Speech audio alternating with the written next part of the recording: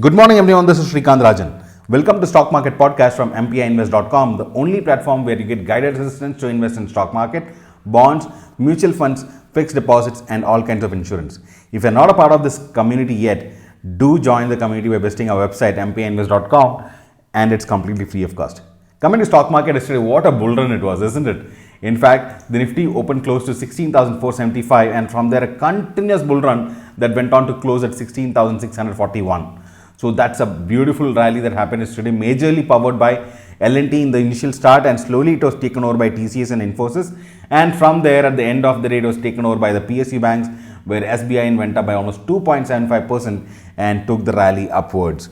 So it was a really strong rally that actually powered the Nifty yesterday. But something that we need to understand, the FIAs continue to sell for almost 436 crores and DIAs bought for 712 crores. So basically it was not a huge buying that happened in the market, but more of, I would say, it was a short covering just before the Federal Reserve data coming in the evening. But then, like we had expected and discussed in the weekly meeting as well, Federal Reserve have kept the rates at 75 basis points, which is expected, and because of which we could see a very huge rally in the US market. Yes, Nasdaq was up more than 4% in the day, and S&P 500 was up 2.62% and Dow Jones was up 1.37%. And the best part is, this is in spite Meta, that is a Facebook parent company, coming up with results which are not really good, and we could see Facebook stocks plunging, but still the markets continued to rally. So that was something really amazing. So now the markets have turned bullish. In fact, I had discussed this in yesterday's podcast also. I told that unless 16400 is broken on the downside, the view would be bullish. But if 16400 was broken, then we would be going to a short-term bearishness. But then S&P 16400 was not at all touched, and we could see it breaking 16600 on the higher side. So next important resistance is at 16800, and today we are expecting a very big gap up. Yes, a very big gap up, almost above 16700, which actually could probably try to take the market upwards. But then with such a big gap up, definitely people would be looking at booking some profit, so we would see some fall in the initial start. So Nifty 50 is opening, SGX Nifty is indicating a gap up opening close to 16775, which is really good. So after the major rally in the US, of course the futures are kind of in the negative right now. And if you look at the Asian markets, they are also kind of mixed again. So if you look at Asian markets, Japan is kind of up by 0.18%, Shanghai is up by 0.76%, China is up by 0.95%, Taiwan is kind of slightly in the negative, and Korea is up by 0.94%. So overall, generally it's a more positive environment, though it is just the Taiwan market is just slightly less, but that's okay. I think overall globally it's a very positive mood right now.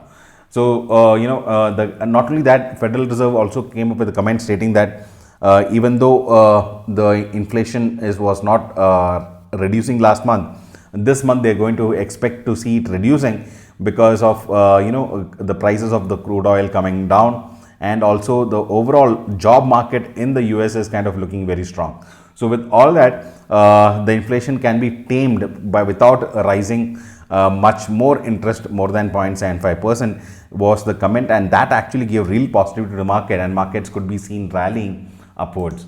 Coming to some very stock specific news, I would say yesterday Maruti was seen closing higher at 1.6% after they came up with good results. But again, something surprising was United Spirits, which actually reported a 204% year-on-year jump on strong of profits, but then still closed by almost 6.7% down. So that's exactly why sometimes market do act weird. With such good results, we did see the markets actually coming down. So majorly it can be said that United Spirits is a data. Also, the profit was more of because of the low base effect, where last year at this time there was some lockdown. So based on that, this is something good. But they are not expecting a similar big rally in the next quarter. So that's exactly why we could see United Spirits almost falling by 6.7%. But of course, fundamentally it is looking good. So it can be seen as a good opportunity to invest once the fall settles.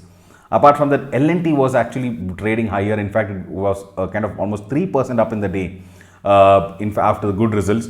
And we did add it in the morning, and I'm sure most of us who added in the morning are sitting with amazing profits already. But yes, L&T is a great stock to hold, and for a longer term as well. So we should see some real good profits that side. In fact, the initial power to the Nifty was given majorly from L&T. Later on in the day, by afternoon, we could see Infy and TCS taking over the rally, and it was by end of the day SBI which actually kind of gave that extra power to Nifty and crossed 16,600. So we could see SBI also up by almost 2.75% yesterday. We could see Tata Power also kind of falling by almost 4% after the results. The results were kind of good, but still, people who were probably waiting for the results have booked some profits out of it. But it is actually a good stock to keep adding to portfolio as well, I would say. Apart from that, we could see Exide Industries moving up yesterday majorly because of the news that came in that they are setting up a lithium-ion cell manufacturing facility in Bengaluru. So that's something kind of really good, and that's exactly why we could see that going up. GAIL was up after the company has announced 1:2 ratio bonus shares issue and also a 10 rupee dividend on the share. So GAIL is also a good option for a safer investment stock, I would say, for a long term with good dividends, as well as this bonus issue is going to be a good opportunity. Next important thing that we need to look at for today is Tata Motors, because Tata Motors results came after the market hours and they have been seen to widen their losses. So we have been discussing this earlier in our meetings as well. One of the major loss making side of Tata Motors is JLR. So JLR's losses are kind of taking a toll on the profitability of the company in India. This is in spite of the revenues going up. So last year to this year, if you compare the revenue, 66,000 crores plus revenue has actually been crossed by, and it's up by almost 8%, and the revenue has gone up by almost 72,000 crores. So still the company has actually made losses majorly because of JLR. But then recently there was also news that JLR sales are picking up, and one of the major markets for JLR is China. And when China economy is kind of reopening, we should see JLR numbers also improving. So probably we could see some better quarters for Tata Motors in the coming quarters is something that we could expect. Apart from that, if you look at the major results coming up today, Jubilant Foodworks, Mahindra & Mahindra Financial Services, Punjab National Bank, SBI Life Insurance, TVS Motors, Shriram Transport Finance, and SBI Cards and Vedanta are some of the most important stocks among others which will announce the results today. So let us keep a watch on these stocks. We would see some movements that side.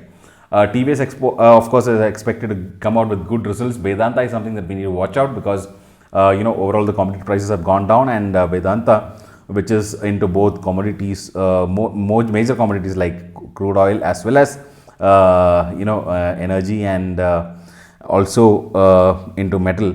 So all these things are not something which is doing good right now. So we might see the profits kind of a decent one, I would say, not a bigger one. So that's something to be watched out. So apart from that, markets are looking bullish, and of course the expiry is going to be really tough. We did make some losses in the Gold Club yesterday, though we made a great start to the week with good profits. So we would be looking at recovering the losses today and making some profits. So that's something that we will be looking at, and I'm expecting the market to kind of consolidate and close between 16,800 to 16,550 to 16,800. So this would be the range I feel where the market would kind of close or expire today. So let's have a look how the market actually turns up, and let us see if Gold Club can actually get back to net profit in this week. So that's something that we'll look forward to, and we'll discuss more about this in the evening market podcast. Yesterday we could not post a evening market podcast because I was stuck with few family errands, and we need some family time as well. So that's something that was dedicated there.